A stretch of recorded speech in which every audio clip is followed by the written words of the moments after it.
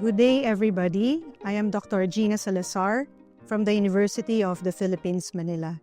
I am presently the Assistant to the Vice Chancellor for Academic Affairs.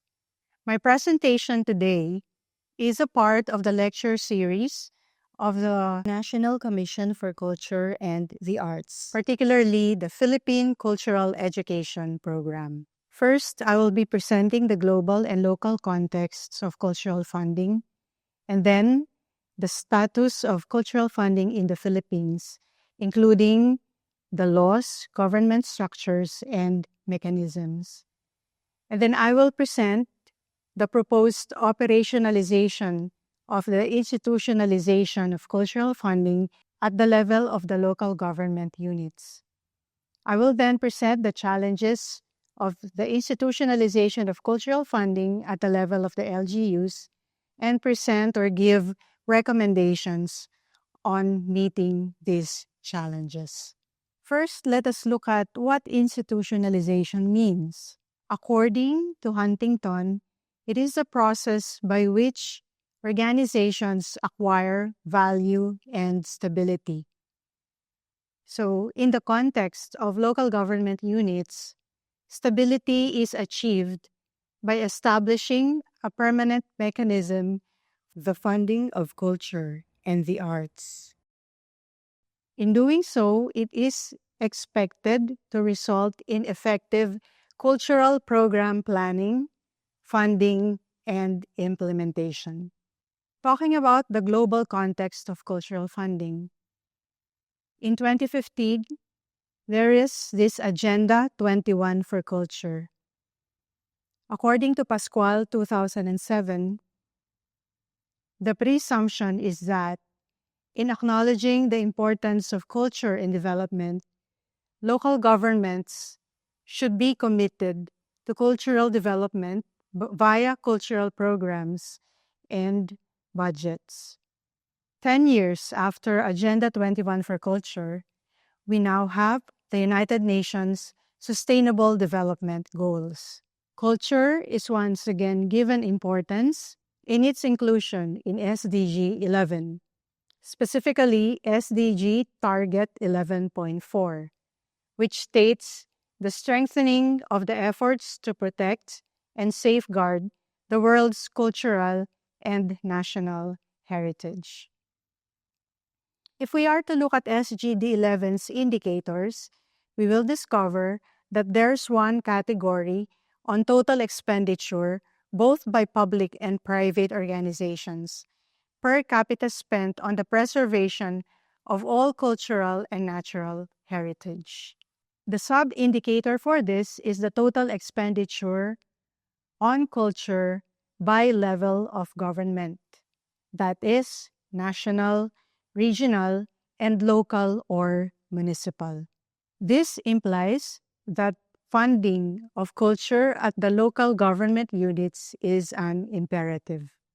In terms of the local context of cultural funding, our Constitution states, arts and letters should enjoy the patronage of the state. The state shall conserve, promote, and popularize the nation's historical and cultural heritage and resources, as well as artistic creations. There is also allocation for education, culture, and sports or manpower development, as indicated in the Statement of Income and Expenditures Manual of the Bureau of Local Government Finance.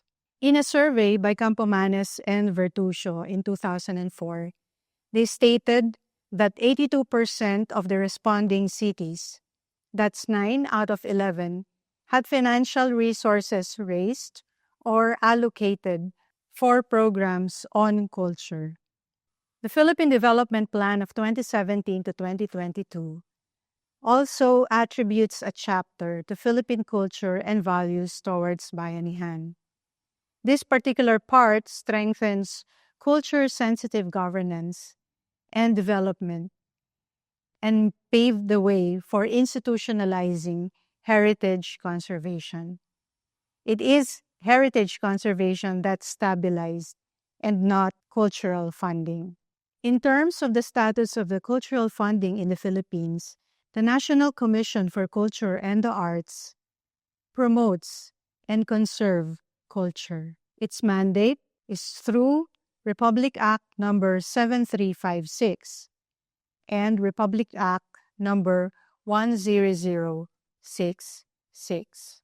Another important legislation that supports culture is RA 11292, or the Seal of Good Local Governance Act of 2019. This provides the mandate for LGUs to create the Local Culture and Arts Councils. So LCACs prepare annual and cultural development plans, and the budget for this is expected to come from their internal revenue allotment. The Philippine Development Plan 2017-2022 also reports an increase in LGUs with local culture and arts councils. So out of the 1,715 LGUs in 2018, 22.5% of these already have LCACs. And the number consistently increased over the last 3 years. In 2021, it increased to 47.2%, and in 2022, it increased to 58.3%. It has to be emphasized again that the NCCA funding comes from the National Endowment Fund for Culture and the Arts. So the basic issue now is that there is still no legislation that institutionalizes cultural funding at the level of the LGUs. According to Campomanes and Vertusio, having resources does not guarantee proactive support for culture and the arts. So if we are to analyze the discourse on cultural funding, we will discover that there is a lack of specificity of budget allocation for cultural programs, and there indeed is a need for funding at the level of the LGUs. The challenge for the LGUs then is to facilitate effective cultural governance, and this could be done through sustainable income-generating cultural programs. And these programs could only be designed and implemented given an institutionalized funding for culture. The Gender and Development Budget Law could be used as a model in this particular proposal. The GOD Budget Law is a funding institutionalization mechanism that was created during the term of President Fidel V. Ramos. It states that 5% of all agency budgets must go down to women and development. There are several supporting legislations for GAB, which include Republic Act 7192 of 1992 or the Women in Development and Nation Building Act, Executive Order number 273 of 1995, approving and adopting the Philippine Plan for Gender Responsive Development. And last, 1995 General Appropriations Act.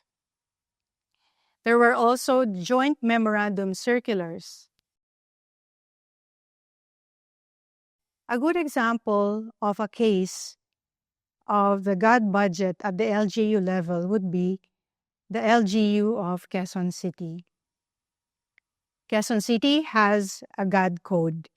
It created the ordinance number SP 1401 S4004, known as an ordinance providing for a city gender and development code and for other purposes. Therefore, operationalizing the institutionalization of cultural funding at the level of the LGU entails beginning with the bill down to creating ordinances for its implementation. When we talk about challenges in the process of institutionalizing cultural funding at the level of the LGUs, the biggest challenge is that of having to reform mindsets and paradigms. First of this would be that the LGUs must have an in-depth understanding of culture and its role in social and sustainable development. Some LGUs interchange between culture and the arts and tourism. Some LGUs think that culture and the arts are entertainment. And there are those LGUs that believe that staging beauty contests is culture. The other challenge would be in terms of leadership.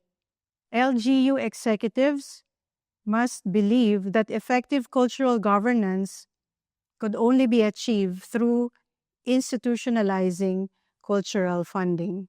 They should also prioritize cultural policies. In terms of structural organization, there is the belief that tourism offices would be enough to implement cultural programs. This particular belief has to be modified.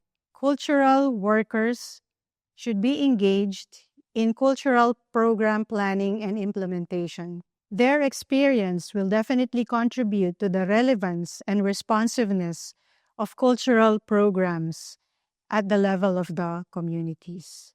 The plantilla has to be provided if the LGU is serious in sustaining cultural program planning and implementation. In terms of legislation, there is this challenge of creating ordinances and pushing for legislation.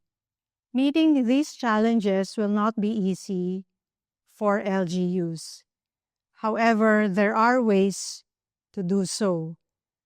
First, there are training programs on culture-based governance offered by the National Commission for Culture and the Arts, particularly PICEP. Another way of addressing this challenge is the establishment of cultural offices in LGUs that are distinct from tourism offices.